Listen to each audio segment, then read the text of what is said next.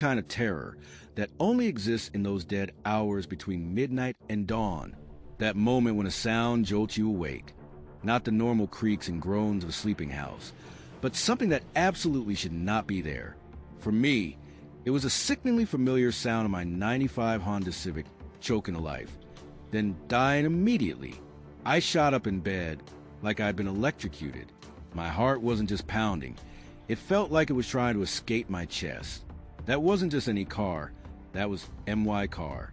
My beat-up, held-together with duct tape Civic that somehow kept running despite all odds. And right now, someone was trying to steal it from right under my nose.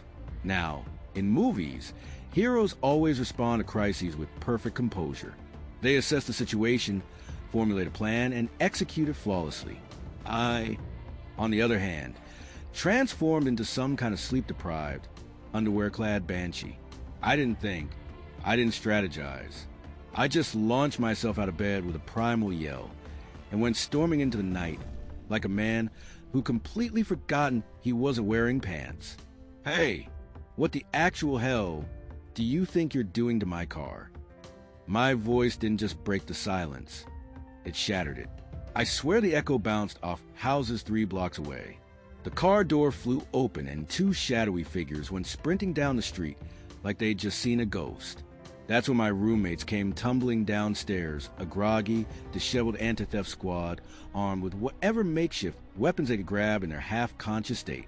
There was Mark, holding a skateboard like a battle axe. Jason was waving a baseball bat with such intensity, you'd think we were under zombie siege. Together, we looked like the world's least intimidating, and yet somehow most terrifying neighborhood watch. We checked my car first. Still there. Still mine. All thanks to that beautiful little kill switch I'd installed after the 3rd attempted theft that year. We were just turning to go back inside when... They were back. And this time, they'd moved on to another identical Honda parked just a few spaces down. Then came the most unbelievable part. One of them actually had the nerve to shout, "This is MY car. We're just trying to get out of here." What happened next wasn't my finest moment of rational thinking.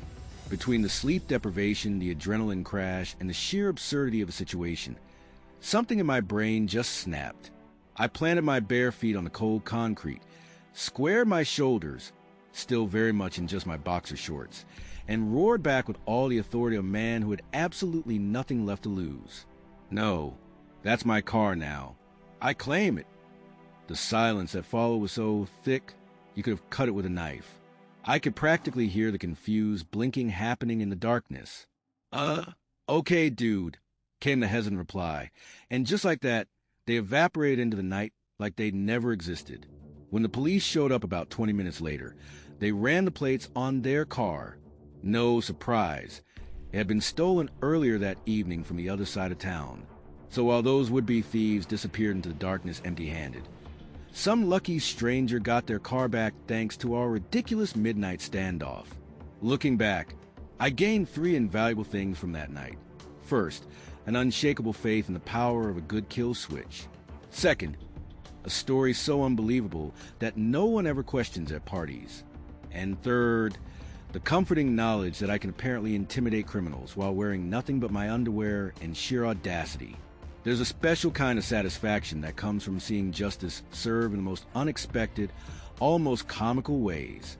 When the bad guys don't just lose, but lose in a fashion so ridiculous it feels scripted. So I've got to ask, have you ever had one of those moments where standing your ground turned into something straight out of an action comedy?